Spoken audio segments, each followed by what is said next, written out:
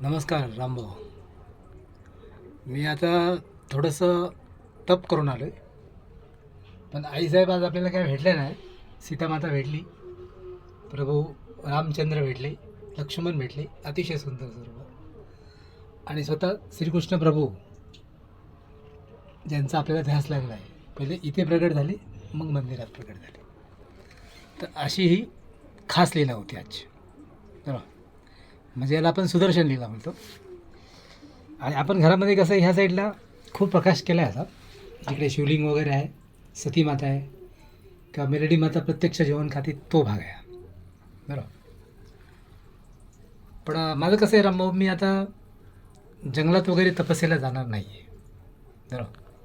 का तिथे मी बजरंगबली बनून ते साधू लोकांची चेष्टा करत बसतो मी, आणि मग ते साधू लोक अंतर्यामी शक्तीने ओळखतात की हा मुलगा हिरो आहे, हा कोणी साधू नाही किंवा हा तपस्वी नाही आहे, असं होतं ते जंगलात. तर इथे झरा पण बघा, खोडल मात्याचा झरा उत्पन्न झाला आपल्या घरात, आणि रात्रंदिवस हे पाणी असं कारंजाचं रस मध्ये माताजी आंघोळीला येत आहे तिथे, हे असं घर आहे. इकडे थोडासा परम अंधार आहे, कारण की इकडे हा आपल्या घराचा एक हॉल आहे, हा छोटासा हॉल आहे. आणि इथे तुमचा अतिशय सुंदर फोटो मी आणून ठेवलेला आहे. ते जयराम वगैरे अशी मुलं होती, मला विचारत होती की भाऊचा फोटो घेऊन कुठे चालला आहे. तर मला मला माहिती होतं भाऊ मला दररोज भेटणार नाही, मी उद्या तुमच्याकडे येणार आहे आता. बरोबर. कारण की आता माझं काम होत आलं आहे, मंत्रालयातले पण 1-2 आणि टेंडरचे 1-2 झाले. आणि आपण आता काय करतो, आपल्या जुन्या शाळा ह्या व्यवसायाकडे वळत आहे. शिवाय आपण पैशाची जी क्रांती आहे, म्हणजे जी आरोग्य लक्ष्मी आहे, ती आपल्या घरात प्रत्येकदा प्रगट झाली. तिला झोप लागली होती, काळा झोप. तर अशा प्रकारे कुंभकर्ण, कालिया नागाचा डोह किंवा कंसाकडे आपण चाललो होतो. कंसाचा वध होईल आपला काही दिवसांनी, त्याला आपण मारून टाकू. पण कालिया नागावरती आपण विजय मिळवून त्याच्या फणीवर नाचत नाचत त्या विहिरीतून बाहेर आलो आहे. असा हा यशस्वी दिवस आहे आजचा. बरोबर. तर ही सगळी लीला घाटकोपरमध्ये याच्यासाठी आपल्याला करावी लागते की जरी आपण राजकारणपटू असलो, मोदी साहेब, योगी साहेब, आपण सगळेच, राजनाथ सिंगसुद्धा, परंतु देशाची जी वास्तविक परिस्थिती आहे ती अजूनही दयनीय आहे. गावोगाव, खेडोपाडी, प्रत्येक शहरामध्ये, प्रत्येक टाउन सिटीमध्ये अजून माणसांचा मूलभूत विकास झालेला नाही. आणि तो विकास करण्याचं मी स्वतः ठरवलेलं आहे. बरोबर. म्हणजे येत्या काळामध्ये राजकारणी किंवा असं एखादं पद वगैरे आपल्याला नको आहे, तर आपण प्रत्यक्ष समाजसेवक बनून लोकांना गोपाळ गणेश आगरकरी, लोकमान्य टिळक यांच्या पद्धतीने सुधारवतात. समाज हा प्रगाढ पांडित्याने सुधारणार नाही आहे, तर त्याच्या मुळामध्ये, त्याच्या रोमारोमामध्ये, त्याच्या रक्ताच्या प्रत्येक पेशीमध्ये आपल्याला भारतीय साधुसंतांची, म्हणजे आजच्या तारखेला लोपमुद्रा आणि अगस्त्यमुनी यांची जी आयरन DNA होते किंवा त्यांच्या वैचारिक पगडा होता, तो आपल्याला लोकांना द्यावा लागणार आहे. बरोबर. तर मी तुम्हाला मालकर ह्या तुमच्या सरदाराचं एक कमाल सांगतो की मालकर सरदार काल परवा आपल्या स्वप्नात आला होता इथे, अतिशय उत्कृष्ट आणि अतिशय चांगल्या अवस्थेमध्ये.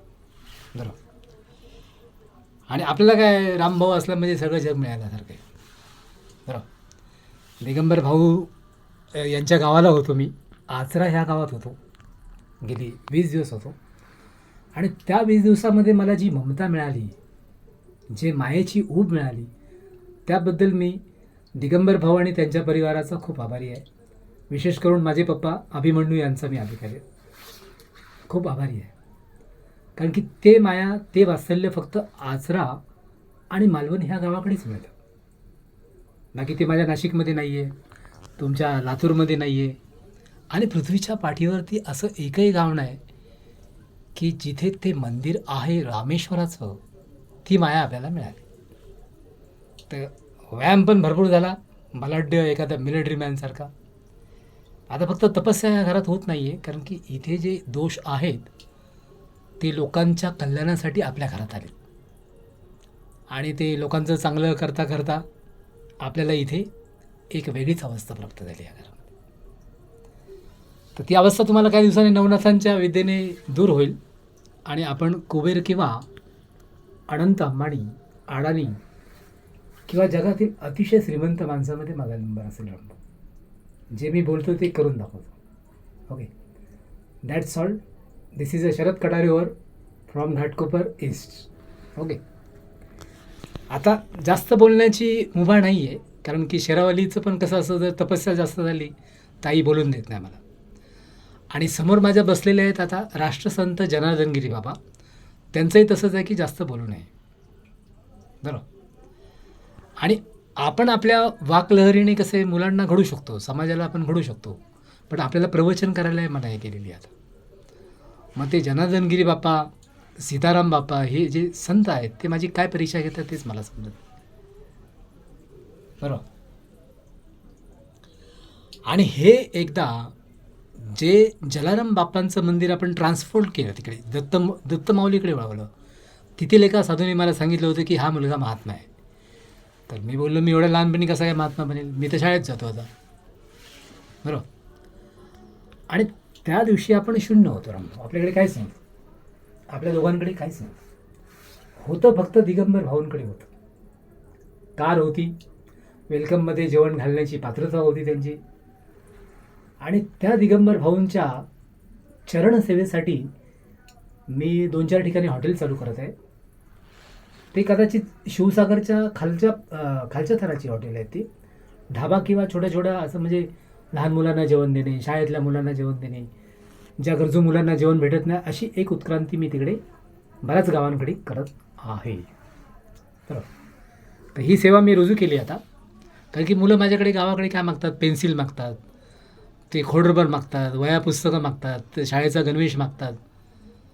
तर अशा गोरगरीब मुलांना मी मदत करत आहे आता गावोगाव जाऊन. तर हे एक समाजकार्याचं कार्य मी हाती घेतले आता सध्या. त्याच्यात माझ्या ट्रस्टला नाव वगैरे नाही अजून, पण येत्या काळामध्ये मी माझ्या ट्रस्टला रामकदम किंवा आई धोंडूबाई किंवा आई द्रौपदी किंवा दिगंबर भाऊंची आई या ट्रस्टने माझ्या ट्रस्टला नाव देणार आहे, की तो फक्त शाळेतल्या होतकरू मुलांना आणि ज्या मुलांना अतिशय गरज आहे त्यांना मी मदत करणार आहे. तर हे माझ्या NGOचं काम आहे, बरोबर. फडणवीस साहेब माझी खूप वाट बघत होतं की हा मुलगा कधी ट्रस्ट टाकायला येतो आहे. त्यांच्या बऱ्याच लोकांनी मला फोन केलेला आहे. पण माझा असा विचार होता राज ठाकरेंच्या भाषेमध्ये, की जोपर्यंत माझं कुटुंब स्थिर होत नाही, जोपर्यंत मी संसारात स्थिर होत नाही, तोपर्यंत मी समाजव्यवस्थेचा वाली किंवा राजकीय नेता मी कधी होणार नाही.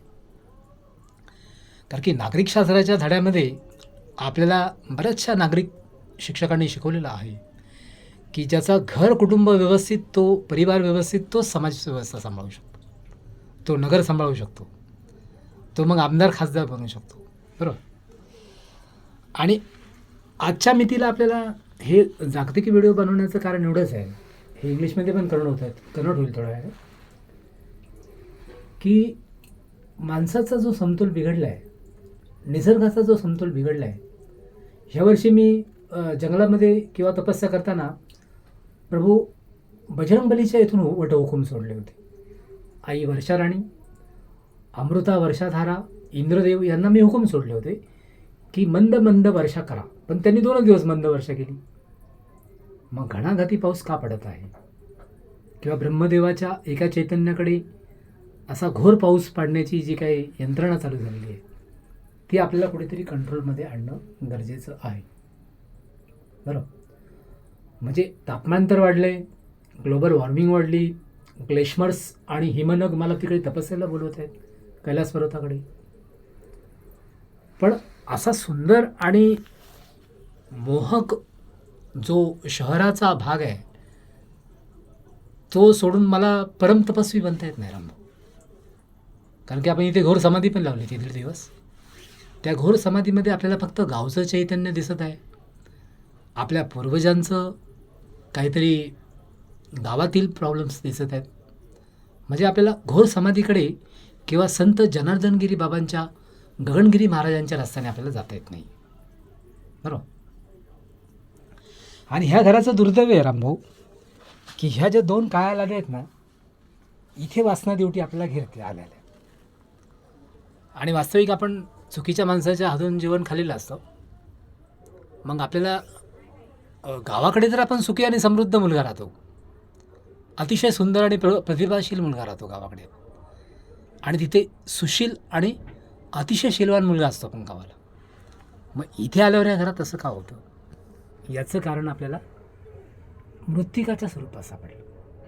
म्हणजे एक माती अशी आहे की ती आपल्या गावाकडे आहे, ती आपल्याला त्या तत्वांकडे घेऊन जाते. मग त्याच्यानंतर मी ह्या जमिनीखाली शोध लावला. तर जमिनीखालचा शोध असा होता की ह्या खाडीमध्ये ज्या अतिप्राचीन लोकांची वस्ती आहे, आदी मानव येथे जो राहत होता, तर त्यांच्या जातीचा मी उल्लेख करणार नाही, मग कुठल्या जातीला वाईट वाटेल. तर त्या माणसांमुळे हा प्रॉब्लेम तयार होत आहे.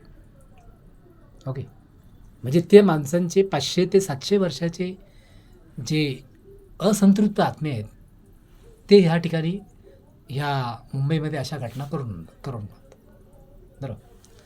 आणि अलीकडच्या काळामध्ये ज्या राक्षसी शक्ती आहेत त्या अख्ख्या पृथ्वीवरती जास्त मोठ्या प्रमाणात वावर करत आहेत. ते निसर्गाचा कुठेतरी संतुलन बिघडत आहेत. म्हणून माझ्यासारख्या मुलांना तपस्येला जावं लागते बरोबर. तर आता मी घाटकोपरच्या मुलांना आवाहन करणार नाही, मी जगातील विश्व नागरिकांना आवाहन करत आहे की त्यांच्या घरातील प्रत्येक 2 माणसांनी तपस्येला जाणं गरजेचं आहे आणि 2 माणसांनी संसार करायचा आहे. असं केलं तरच पृथ्वीचा बॅलन्स टिकेल. अन्यथा आई जरीमरीची व्याख्या, आणि जसं पूर्वी आपल्याला करोना येणारे आपल्याला आईसाहेबांनी सांगितलं होतं, तसं आज सकाळी आपल्या घरात एक आईसाहेब आली होती आणि ती आईसाहेब अतिशय म्हणजे तिची व्याख्याच करता येत नाही. कदाचित ती आपल्याला निद्रेच्या एका वेगळ्या जगात घेऊन गेली होती विष्णू बनवून, आणि ती आईसाहेब मला पुढे येणाऱ्या काळाची माहिती देत होती. आता मला काही प्रगाढ पांडित्याने ज्योतिष्य सांगायचं नाही किंवा निळावंती भविष्यकार आहे मी, त्यामुळे मी तुम्हाला भविष्य सांगत नाही. तर येणारा काळ हा फडणवीस साहेबांनी जसं कसं महाराष्ट्र हाताशी घेऊन तिथे क्रांती केली बरोबर, किंवा आपण कुठल्या इतर राष्ट्रांची कॉपी न करता आपल्या भारताला आपण जडणघडणशील बनवत आहोत आपण आपल्या भारताला बरोबर. आणि ही वाक्य सगळे आई शेरावालीची सरस्वतीची वाक्य आहेत, माझी वाक्य नाहीत रामभाऊ. तर मी किती तपस्या केली तर मला अतिशय मधुर आणि अतिशय सुंदर असं बोलता येत नाही मला बरोबर. माझी वाक्य कशी आहेत? ही घणाघाती वाक्य असतं. कारण की व्यायामामुळे काय होतं, व्यायामामुळे आपण प्रतिभाशील आणि अतिशय असं पैलवानकी आपल्या अंगात येते बजरंगबलीची, पण तिला काही गोष्टी आपल्या घरात टिकून देत नाही बरं. तर हे सगळं होण्याच्या मागे जे कारण आहे ते नवनाथांच्या होम हवनमध्ये सापडले आहे. म्हणून येत्या काळामध्ये आपण इथे 80 दिवसाचा किंवा 160 दिवसांचा होम करणार आहे या घरामध्ये, किंवा घराच्या बाहेरही करणार आहे आपण. तर त्यासाठी लागणारी सामुग्री ही मला BJPवाल्यांनी दिली तर फार बरं होईल. तर मी गेली 10 वर्ष BJPचं काम करत आहे, न चुकता न थांबता. मी मोदी साहेबांसारखं स्वतःला देशकार्यासाठी झोकून दिलेलं आहे. मला माझ्या लग्नाची पर्वा नाही रामभाऊ, माझं लग्न होईल मला माहिती आहे. आणि 300 मुलींच्या यावेळी मला रिक्वेस्ट करत आहे, पण मी त्यांना लग्नाचा ठोकर मारत आहे, नाही पाहिजे मला तुमची मुलगी. कारण की मला जे साध्य करायचं आहे ते करायचं आहे, श्रीकृष्ण देवाचं स्वप्न साध्य करायचं आहे. आणि तो श्रीकृष्ण रूप माझ्या स्वरूपाने ह्या घरात कार्यरत आहे. तर आज सकाळी आपल्याला आपल्या घरामध्ये लड्डू गोपाळ भेटायला आले, आणि जे हरिमंदिर आहे तिथे आज आपल्याला श्रीकृष्ण प्रभूंचं साक्षात दर्शन झालेलं आहे. तर असा हा लक्की दिवस आहे रामभावाचा. तर जन्माष्टमीला तर अजून 4 तारीख आहे, मला ती तारीख माहिती नाही की ऑगस्टमध्ये की सप्टेंबरमध्ये, पण जन्माष्टमीच्या अगोदरच देव आपल्या घरात येतो बरोबर. तर येत्या काळामध्ये घाटकोपरसाठी मी तुम्हाला अतिशय बलाढ्य दहीहंडी देणार आहे रामभाऊ. कारण की माझा भाऊ जर बलराम भ्राता आहे, तर मला श्रीकृष्ण लीला करायला आता घाटकोपरमध्ये काही हरकत नाही. ओके, आता ह्या माझ्या व्हिडिओमध्ये तुम्हाला अनेक काही गोष्टी दिसतात आजूबाजूला, कारण की घर आपलं छोटंसं आहे बरोबर. तर येत्या काळामध्ये मी फक्त रामभाऊसाठी आणि दिगंबर भाऊसाठी कमीत कमी 8 गुंठ्यामध्ये प्रशस्त वाडा बांधत आहे. त्या वाड्याचं नावसुद्धा आईचंच असणार आहे. म्हणजे माझ्या आईचं असेल किंवा दिगंबर भाऊच्या आईचं नाव असेल, आणि त्याला आपण आशीर्वाद असं नाव देऊ. कारण की आशीर्वादमध्ये जे आपल्याला संस्कार घडलेत आई तुळजाभवानीचे, ते कोणच देऊ शकत नाही आपल्याला या विश्वामध्ये. आणि आई तुळजाभवानी इथे मला अनेक पद्धतीने दररोज सहकार्य करत आहे आपल्याला. अनेक प्रकारचे आईसाहेब आपल्या घरात येत असतात, पण त्यांची व्याख्या आपल्या मुखाने करता येत नाही बरोबर. तर मी व्यायाम थोडासा त्याची मात्रा कमी केली. आता कदाचित आपण प्राणायाम समाधीचा अभ्यास करणार आहोत या घरामध्ये. कदाचित आपण होम हवन आणि शाबरी विद्येचाही या घरात उपयोग करणार आहोत. आणि येत्या काळामध्ये ह्या घराला आपण साईबाबांचं मंदिर बनवणार. त्याच्यात आईचा एक फोटो असेल आणि साईबाबा, हे दोनच व्यक्ती असतात. कारण की साईबाबाने कधी ह्या घरामध्ये मुलांना येऊन शिकवलेलं आहे. साईबाबाने कधी ह्या घरामध्ये द्वारकामाई बनवली होती, आणि ते सोमवार गुरुवार ह्या दिवशी या घरात यायचे. असं भाग्यवान घर आहे बरोबर. फक्त लोककल्याणासाठी कसं होतं, आपल्याकडे बँक बॅलन्स नव्हता रामभाऊ, तरी आपल्या नशिबातलं आपण काढून, म्हणजे आता मी माझं आता हे टोपी काढू शकतो, पण इथे आईचा टिळा आहे, हा तुळजाभवानीचा टिळा मी लावून आलो. तर माझ्या नशिबातलं काढून पुसून मी लोकांना दान केलेलं आहे. तर हे दान करण्याची जी धर्मात्मा भावना आहे ती आपल्याला आनंद दिघे साहेबांनी दिली होती. आनंद दिघेचा आणि माझा समोरासमोर सामना झाला होता. कारण की मला ज्या माणसाकडे मी कामाला होतो, तो मनुष्य मला लहानपणातच तो मला लांब लांब पाठवत होता. आणि आनंद दिघेला दिसलं की हा मुलगा विद्वान आहे, हा डॉक्टर झाला तर बरं होईल, म्हणून मला ते शेगावच्या मंदिरात घेऊन गेले. त्या शेगावच्या मंदिर तिथे आहे ठाण्यामध्ये, तिथेच आनंद दिघेंचा बालेकिल्ला पण आहे बरोबर. तर अशी यंत्रणा असते. आज आपण डॉक्टर आणि सायंटिस्ट नाही आहे रामभाऊ, पण सायंटिस्टला जे समजत नाही ते मला घरात हिशोब कळायला लागेल बरोबर. आणि येत्या काळामध्ये मी योगी साहेबांच्या भाषेत बोलत आहे, जे आदित्यनाथ योगी आहेत CM, त्यांच्या भाषेत बोलत आहे की तुम्हाला अवकाशगंगेतील बराचसा अभ्यास एकत्रित करून पृथ्वीच्या कल्याणासाठी आपण आपला जवळजवळ उरलेला आयुष्याचा भाग लावत आहे. कारण की अर्धी पृथ्वी तर आपण तारण्यात यशस्वी झालेलो आहे गेल्या 11 महिन्यामध्ये, पण अर्धी पृथ्वी वाचवणं माझ्या हातात राहिलं नाही रामभाऊ. कारण की माझं कसं आहे, मी जे तप पूर्वी खरोखर करायचो ते तप आता माझ्याच्याने होत नाही. लोक अपोजिशनवाले मला खूप त्रास देतात तिकडे, पोलीसवाले RSSवाल्यांचं खूप सहकार्य असतं, पण अपोजिशनवाले आपल्या रस्त्यात असे मोठे मोठे अडथळे तयार करतात की तप आपलं सफल होत नाही बरोबर. म्हणून मी आता माझं जे तपोनिधी नाव आहे हे मी सोडून देणार आहे काही दिवसांनी. कारण की उज्जैनची आई काल मला इथे घ्यायला आलेली आहे. मग कदाचित त्या संदीपणीच्या आश्रमामध्ये, कदाचित त्या आपल्या बलराम भ्रातांच्या आश्रमामध्ये, म्हणजे जिथं आपण एकत्र शिकलो त्या उज्जैनला, तो अभ्यास आपल्याला काय देऊन जाईल हे मलाही माहिती नाही बरोबर. तर घाटकोपरच्या पश्चिमच्या मुलांना आता काहीच संदेश नाही आहे.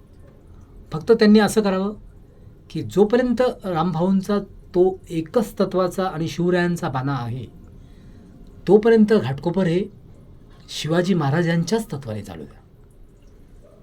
इथे परकीय गुलामी किंवा कुठल्या परकीय देशांचं हस्तक्षेप आपण सहन करून घेणार नाही बरोबर. कारण की आपल्याला शिवरायांची स्फुरदीप्ती मागच्याच वर्षी प्राप्त झाली, आणि ह्या वर्षी तर आपण रायरेश्वरीच्या मंदिरात डायरेक्ट चाललो रामभाऊ. तिथे कदाचित आपल्याला करंगळी कापण्याचा वेळ आला तरी चालेल, पण आपण इथून पुढे प्रतिज्ञाबद्ध होणार आहोत की येणाऱ्या जनतेला सुखी, समृद्ध, समाधानी आणि दुःख विरहित बनवणार आहोत आपण. त्यांना सुखाच्या मार्गाने घेऊन जाणार आहोत. तर हे असं आपलं RSS आणि बजरंग दलचं वाक्य आहे. कारण की देश राखण जोखण करणं आणि त्याच्यासाठी आपल्या रक्ताचा थेंब थेंब लावणं हा भारतीय बाणा आहे बरं. फक्त आज काय राक्षसांसाठी खास संदेश नाही आहे, कारण की राक्षसांना मला मारण्याची विद्या त्या लक्ष्मण कुंडावरती प्राप्त झाली मला. म्हणजे जो धनुष्यबाणा मी तुम्हाला दरवर्षी पाठवतो, तो धनुष्यबाणाने आज लक्ष्मण महाराज मला अतिशय सुजळ रूपात माझ्याशी बोलत होते आज. बरोबर. म्हणजे वास्तविक कसं आहे, परमेश्वराला आपण जसं भजतो तसं तो आपल्याला प्राप्त होतो. ओके. आता मी तुम्हाला हॉलकडे घेऊन जातो, कारण की हॉलमध्ये कसं आहे रामभाऊ, ह्या हॉलमध्ये हे सगळे देव चमत्कारिक आहेत आणि याच्यामध्ये खंडोबा प्रत्यक्ष प्रत्येक देवामध्ये संचारलेला आहे. बरोबर. आणि काही माणसं मुलींना आणि स्त्रियांना कलंकित करतात. बघा आता या आईसाहेबांचं नाव काळं झाले, या गणपतीचा हात काळा झाला आहे, दिसते तुम्हाला. तर हे समाजामध्ये असं घडत आहे, याच्या आपण विरोधात आहे. तर आपण मग शूर जन्माला येऊन काय फायदा आपला. आपण इतका बलाढ्य आणि शूर आहे की माझं नाव तुम्हाला माहिती आहे रामभाऊ, की सगळ्यात पहिल्या पोस्टवरती ट्विटरवरती मी खतरनाक होतो. ज्यावेळेस BJPचा आपण शून्य होतो BJPमध्ये, त्या दिवशी मी खतरनाक होतो. आणि चायनाच्या काकाला आपण फिंगरप्रिंटमध्ये, फिंगर घाटीमध्ये धडा शिकवला आहे. पाकिस्तानला आपण धडा शिकवत आहे, बांगलादेशला आपण धडा शिकवत आहे, अफगाणिस्तानला आपण धडा शिकवत आहे. पण अखंड भारत रचताना आपल्याला हे लक्षात ठेवायचं आहे की फ्रान्सच्या अंकलकडे पण आपला तेवढाच दबदबा पाहिजे, अमेरिकेमध्ये पण आपला तेवढा दबदबा पाहिजे, आणि चायना किंवा कुठलाही बलाढ्य देश हा घाटको आपल्या भारताला थरथर कापले पाहिजे ते. कारण की अयोध्या हिचा अर्थ काय होतो, अयोध्या म्हणजे ह्या प्रभू रामांचं न जिंकणारं राज्य आहे. बरोबर. आणि अपोजिशनला एक मुद्दा पण द्यायचा नाही आहे. जर समजा कुठल्या माणसांनी देशाचं धन चोरण्याचा प्रयत्न केला, तिथल्या काही लोकांनी केला असेल, आपल्याकडे त्याचे CBI पुरावे नाही राहत सध्या, पण मग अपोजिशनला जर आपण एक जरी पॉईंट दिला तर तो काय करतो, आपल्या BJP RSSवरती ताशेरा धरतो. असा पॉईंट इथून पुढे आपल्याला द्यायचा नाही. बरोबर. आणि येत्या काळामध्ये मंत्रालयातच काय, पण भारताच्या 22 राज्यामध्ये मी अशी उत्क्रांती आणत आहे की हा मुलगा RSSच्या शाळेत आणि BJPच्या शाळेत काय शिकला हे सगळ्या घाटकोपरला धन्य वाटल्यासारखं राहणार नाही. ओके रामभाऊ. तर ही माझी 2 अक्षरं, ही 15 ऑगस्टची तयारी चालू आहे माझी. मी 15 ऑगस्टला जो तिरंगा नटवतो तसा मी माझा स्वतःचा जो झेंडा आहे, कृष्ण आणि बलराम भ्रात्याचा झेंडा, जो आपण पूर्वी राज्य करत होतो. आणि येत्या काळामध्ये मी सगळ्या सायंटिस्ट दालनाला, पोलीस यंत्रणेला मी काय बोलत नाही, पोलीस यंत्रणा माझं काम बरोबर करत आहे. सगळ्या सायंटिस्ट दालनाला मी हे सांगत आहे की तुम्ही शक्यतो लोकसंख्या कमी करा आता इथून पुढे. जर 800 करोडचे 80 करोड झाले तर फार बरं होईल. का त्या 800 करोडमध्ये काही असं गोडी राहिलेली नाही माणसाच्या जीवनाला, माणुसकीचा झरा हा कुठेच राहिलेला नाही. बरोबर. आणि हे बुद्धांच्या आणि जैन धर्माच्या खोल अभ्यासातून बोलत आहे मी. कारण की मी समाधी लावल्यावरती मी स्वतः कुठल्या अवस्थेला पोचतो हे मलाच कळत नाही. आता 1.5 दिवसाची समाधी लावली आपण आणि 13 दिवसाचा रात्रंदिवस व्यायाम केलेला आहे, जो कुठला हिरो पण करू शकत नाही. तर असं आपण अतिशय झपाटलेलं काम करत असतो. ते फक्त डिस्कवरी चॅनलवालेच करतात. ओके. चला, स्वामी समर्थ. अक्षरांची उत्क्रांती जास्त झाली. आई शेरावलीच्या सरस्वती वाणीतून मी आज बोललो. आणि मी उद्या किंवा परवा गुजरातला जाईल आता, कारण की माझं मंत्रालयातलं काम जवळजवळ आटपत आले. तर उद्या मी घरी येतो आहे रामभाऊ. तुम्ही मला फक्त 2 मिनटं भेटायचं आहे. बरोबर. मी तुम्हाला राम राम राम ही 3च अक्षरं बोलेल, बाकी काही बोलणार नाही. जय भोलेनाथ, जय शिवशंकर, जय भारत माता.